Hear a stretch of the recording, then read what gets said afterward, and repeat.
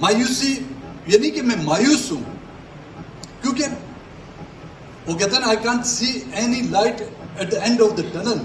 ایک ہلکی سی کرن بھی ہمیں نظر نہیں آ رہی کہ ہم یہ توقع کر سکیں کہ اس سسٹم کو بدلنے والی وہ کون سی پولیٹیکل پارٹی ہوگی. کیونکہ ہم تو بلوچستان کے لیول تک پولیٹیکل پارٹی ہیں، لیکن وہ جو بڑی پارٹیاں ہیں انہوں نے ہمیشہ اپنے اقتدار اور اپنی میجورٹی کو حاصل کرنے کے لیے بلینک پیپر پر ہمیشہ سائن کر کے ان کے حوالے کی ہوئی ہیں. اور وہ پولیٹیکل پارٹیاں ان کا منصب اور مقصد کبھی بھی جمہوریت نہیں رہا ہے، اختیار کبھی نہیں رہا ہے، اقتدار رہا ہے. اور اختیارات کی حکومت فیصلے عوام اور عوام کی خاطر اور عوام کے مسائل کو سامنے رکھتے ہوئے کرتی ہے. لیکن وہ حکومتیں جو وہ پولیٹیکل پارٹیاں جو اقتدار کی سیاست کرتی ہیں وہ back door channel, gate number Islamabad کیا بولتے ہیں، گیٹ نمبر 4 گیٹ نمبر 4 یا سیکٹر کمانڈر یا فارم 47 کے تحت جب وہ حکومت میں آئیں گی وہ پھر عوام کی احسان مند نہیں ہوں گی. وہ حد الوسع یہ کوشش کریں گی کہ کس طرح میں اس میجر کو، اس کرنل کو، اس بریگیڈیئر کو، اس جنرل کو خوش رکھ سکوں، اس کا تابع رہوں، کے بدلے اپنی اور اپنی عوام کی جو خواہشات ہیں ان کا قتل کر کے اور ان کی جمہوریت کے کپڑے میں لغاف میں لپٹی ہوئی وہ لاش کی تدفین بھی کنٹونمنٹ کے ایریا میں جا کے کروں. 1973 میں جب کانسٹیٹیوشن وجود میں لایا گیا تو ہمارے اکابرین کو کنکرنٹ لسٹ کا آسرا دے کر کہ جی 10 سال کے بعد یہ کنکرنٹ لسٹ ان میں سے جو شعبے ہیں وہ صوبوں کے حوالے کیے جائیں گے. 78 میں ضیاء الحق کا مارشل لا لگا، نہ آئین رہا، وہ کہتا نہ رہی بانس نہ پھر بجی بانسری، اور پھر حکومتیں آتی گئی، لیکن کسی نے اس جرت کا مظاہرہ نہیں کیا. 2008 کے اینڈ میں جب بے نظیر کی شہادت ہوتی، بلوچستان تو پہلے سے بدامنی اور انسرجنسی کا شکار تھا. سندھ میں بھی ایک نفرت سی پائی جاتی تھی کیونکہ بے نظیر کی شہادت پنجاب کے علاقے شہر پنڈی میں ہوئی تھی، اور جس کو ڈائلیوٹ کرنے کے لیے آصف علی زرداری نے کھپے پاکستان سندھی نعرہ لگا رہے تھے، نہ کھپے پاکستان، لیکن اس کو ڈائلیوٹ کرنے کے لیے اپنے آپ کو اقتدار میں لانے کے لیے اس نے کھپے پاکستان کا مطلب تو اب بلوچی کھپ ہوتا تو آج سب کا ہم لوگوں کا کام برابر ہو جاتا. یہ سندھی کھپے ہے، وہ نعرہ لگے کہ اس نے اس کو ڈائلیوٹ کیا اور اس نفرت کو مزید کم کرنے کے لیے 18 امینڈمنٹ کا ایک شوشہ یا ایک ہمیں سمجھے ایک لالی پاپ دیا گیا، جس سے ہم اس وقت بھی مطمئن نہیں تھے. اور پھر اسی دوران آپ نے دیکھا ہوگا کہ بلوچستان پیکج بھی دیا گیا، اور اس پیکج میں لوگوں کو شاید کئی کچھ ملیں گے، اس پیکج میں بھی ہمیں بے گور کفن لاشوں کے پیکج دیے گئے تھے، شہید غلام محمد، لالا منیر اور شیر محمد کی شکل میں. یہ کوئی مارشل لا کا دور نہیں تھا. یہ بے نظیر کی شہادت کے بعد برسر اقتدار آنے والی وہ پارٹی جو کہتی ہے کہ جی 1973 کے بھی خالق ہوئے ہیں، ملک میں جمہوریت کے بھی بانی اور خالق ہوئے ہیں، ان کے دور میں ہمیں یہ کچھ ملا. لیکن یہ معمولی سا اختیار بھی مرکز اور بڑے صوبوں کو جو ہے وارا نہیں کھا رہا تھا. مختلف اوقات میں انہوں نے اس 18 امینڈمنٹ کو رول بیک کرنے کی کوشش کی. 2/3 میجورٹی ان کو حاصل نہیں ہو پا رہی تھی. عمران خان کی حکومت دور میں بھی ان کو میجورٹی تھی, لیکن 2/3 میجورٹی نہیں تھی. کسی بھی صورت میں انہوں نے PMLN کو بھی ایگری کرا دیا تھا, جو بھی راضی ہو گئی تھی اس پر. پیپلز پارٹی اس وقت اڑی ہوئی تھی کہ نہیں جی 77 کے بھی ہم بانی ہیں, 18ویں ترمیم بھی ہم لائیں, اور کیونکہ ہمارے 4 ووٹ تھے اس کی اتنی اہمیت تھی نہیں تھی, لیکن ہم نے بھی اس پر ریزسٹ کیا. کیونکہ 18 امینڈمنٹ کے بعد صوبوں کے جو وسائل میں جو اضافہ ہوا وہ ایک کام نہیں ہوا ہے. ان کی گلیاں جو مکمل نہیں ہوئی ہیں یا مزید چھاونیاں جو ان کو بنانی ہیں وہ ابھی بن نہیں پا رہی ہیں. تو یہی جو مالی جو صوبوں کو ٹرانسفر کیے گئے تھے وہ ان کو ٹرانسفر کیے جائیں. لیکن اب سلولی اینڈ گریجولی یہ جو مائنز اینڈ منرل کا ایکٹ ہے اور سندھ میں 6 کینال کا مسئلہ ہے, 18th امینڈمنٹ اب ایک چوراہے پہ کھڑی ہوئی وہ پرانی گاڑی ہے. جو کوئی بھی آتا ہے اس کا کوئی ایک پارٹ پرزا نکال کے جاتا ہے. کوئی اس کا ریڈیٹر نکال دیتا ہے, کوئی انجن چرا کے لے جاتا ہے, کوئی ہیڈ لائٹ چرا کے لے جاتا ہے, سیٹیں چرا کے لے, آخر میں وہ بچتا ہے ڈھانچہ.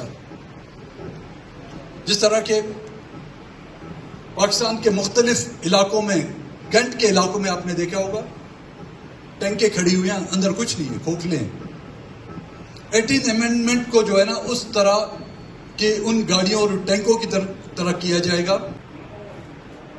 پاکستان کے زبو حالی سیاسی معاشی بحران کے ذمہ دار یہاں کا پولیٹیکل لیڈ, یہاں کا ہمارا جوڈیشری سسٹم اور ہمارا میڈیا ہے.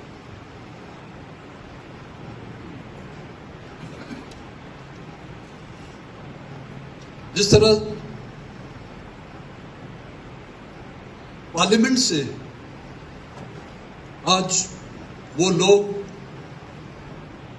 جو تقریباً پارلیمنٹ سے مایوس ہو کر انہوں نے اپنی مزاحمت کا طریقہ بندوق کا استعمال کرنا شروع کیا. کبھی وہ بھی تو پارلیمنٹ میں تھے, کبھی وہ بھی صوبائی یا مرکزی کابینہ کا حصہ تھے. بیزاری اور تنگ کرنے پر جب ان کی وہ مزاحمت انہوں نے سوچا کہ ان کی وہ جدوجہد کسی کام نہیں آ رہی تو بیزارن انہوں نے جو بندوق کا سہارا لیا. اور میں بلوچستان نیشنل پارٹی کی, ہم تو پارلیمانی سیاست کر رہے تھے, ایک سیاسی جدوجہد تھی. جب ہمارے لیے بھی وہ دروازے بند کیے جاتے ہیں تو پھر ہمارے لیے راستہ کون سا ہو؟ کیا پاکستان کے آئین, پاکستان کے عدالتی نظام میں یا اس سسٹم میں کوئی ایسی گنجائش ہے؟ جج, چھوٹا جج نہیں, جوڈیشل میجسٹریٹ نہیں, بلوچستان ہائی کورٹ کا جج خود وکلاؤں کو کہتا ہے کہ جی ایفیڈیوٹ لکھا کے لائیں مارنگ اور بیبو بلوچ سے کہ آرٹیکل 5A کی جو ہے وہ پاسداری کریں. اس سے بڑا شرمناک عمل اور کیا ہو سکتا ہے ہمارے عدالتی نظام کا؟ اب اس جج سے کوئی پوچھے کہ 3 MPO کے تحت جب آپ نے انہیں گرفتار کیا اور وہ کیا پاکستانی شہری نہیں تھے؟ کیا آپ کو اب تک اس پر یہ شک ہے کہ they are not citizen of this country؟ Afghan مہاجرین جو بڑی تعداد میں یہاں پر آئے ہوئے تھے جو انلیگل تھے, کبھی آپ نے ان سے بھی یہ لکھ کر نہیں لیا ہوگا کہ جی بھی یہاں پر رہتے ہوئے آپ پاکستان کے قوانین اور ان کی جو ہے پر عمل درآمد کے ایک کارڈ شاید سمپل سا دیا ہوگا جو ان کا افغان ریفیوجیز کے آئیڈینٹیفیکیشن کارڈ ہو. اس طرح تو ہمیں نیشنل آئی ڈی کارڈ بھی ملتا ہے, ہمیں یہاں کا پاسپورٹ بھی ملتا ہے. ہم لوکل الیکشن سے لے کر, بلدیاتی الیکشن سے لے کر جنرل الیکشن اور سینٹ کے الیکشن سے جو آپ ہم سے حلف نامہ لیتے ہیں, اس میں کس کی وفاداری ہوتی ہے؟ کسی ملک کی وفاداری نہیں ہوتی. اور وہی لوگ پھر بھی آپ کو ان کے حلف پر جو یقین نہیں آتا. اسمبلی کے پہلے اجلاس میں آپ ان سے پھر حلف لیتے ہیں. آپ کو اپنے نہ آئین پر یقین ہے, نہ آپ کو اپنے قوانین پر یقین ہے. بڑی بڑی قانون کی کتابیں جو ہے یہاں پہ رکھی ہوئی, کوئی ایک شک مجھے نہ صرف دکھائیں بلکہ اس پر امپلیمنٹ کرا کے مجھے کوئی ثابت کرے کہ ہاں اس کے تحت جو ہے نا آپ کو پارلیمنٹ کے ذریعے سے اپنے جائز حقوق ملنے کی امید ہے. مجھے نظر نہیں آتا. اور آج جو ہم اس بیزاری کا اظہار کر رہے ہیں اور جنہوں نے پارلیمنٹ سے لا تعلقی کا اعلان کیا ہوا ہے, وہ بغیر وجہ کی نہیں ہے. اس کے پیچھے ایک تلخ و تاریخ ہے اور وہ حقائق ہیں جنہوں نے ان کو مجبور کیا. اب وہ ہمیں بھی مجبور کر رہے ہیں کہ اس پارلیمنٹ سے جو ہے نا ہم مکمل بیزاری اور لا تعلقی کا اعلان کریں. اب بات آتی ہے آپ لوگوں کی طرف. ہمارے وکلاء برادری معذرت کے ساتھ, آپ اس عدالتی نظام سے, جس طرح کہ ہم پارلیمنٹ سے بیزاری کا اظہار کر رہے ہیں, کیونکہ پریکٹیکلی ہم نے دیکھا ہے کہ وہاں پر جہاں پر آپ کو سوال کرنے کی اجازت نہ ہو, جواب وہ دیں نہ دیں وہ تو بات کی بات ہے, آپ کو سوال کرنے کی اجازت نہ ہو, آپ کو اظہار خیال کرنے کی اجازت نہ ہو, اس پارلیمنٹ میں ماں سوائے بیٹھنے اور اپنا اور دوسروں کا وقت ضائع کرنے کے علاوہ وہ کچھ نہیں ہے. اور یہی بات آج آپ لوگوں کے لیے ہے. اس عدالتی نظام سے آپ انصاف کی امید یا توقع کر پاتے ہیں؟ اب پتہ نہیں آپ وکلاء برادری کب اس عدالتی نظام سے بیزاری کا اظہار کریں گے. میرے خیال میں وہ وقت دور نہیں ہے. ہاں, جس طرح کہ ہمارے پارلیمنٹیرین جو ہے, بہت سے پولیٹیکل پارٹیاں جو ابھی تک آس لگائے بیٹھے ہوئے اس پارلیمنٹ سے, آپ میں سے شاید معذرت کے ساتھ کچھ ایسے ہوں کہ اس عدالتی نظام سے امید لگائے بیٹھے ہوں, لیکن یہاں سے کچھ حاصل ہونے والا نہیں. یہ تمام کے تمام ادارے, چاہے آپ کی پارلیمنٹ ہو, چاہے عدلیہ ہو, چاہے میڈیا ہو, یہ زیر کنٹرول ہے آپ کی, جس کو اسٹیبلشمنٹ کہا جاتا ہے. لوگ نام اس کا اسٹیبلشمنٹ لیتے ہیں. میں اس کو اس ملک کی ریاست کی فوج, اس کے خفیہ ادارے, ISI اور ملٹری انٹیلیجنس کا نام دیتے ہیں. نام نہیں ہے ان کا. اور یہ وہ ناسور ہے جس نے اس ملک کے نہ کہ صرف ان اداروں کو تباہ کیا, یہاں کے تعلیمی اداروں کو تباہ کرنے کے ذمہ دار ہوا. یہاں کا کوئی ایسا ادارہ ہی نہیں بچا جہاں پر ان کی مداخلت نہ ہو.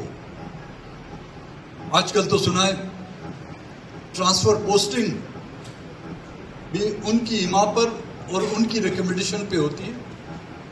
پٹواری سے لے کر تحصیلدار تک کوئی کرنل اور میجر کی سفارش پر کیے جاتے ہیں.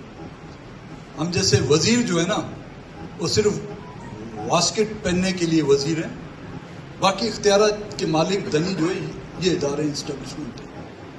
اب اس کے ہاتھ سے, اس کے منہ میں جو یہ خون لگا ہوا ہے, عدلیہ کا خون, پارلیمنٹ کا خون اور میڈیا کا خون, اس کی اس لت کو اس سے کون نکالے گا؟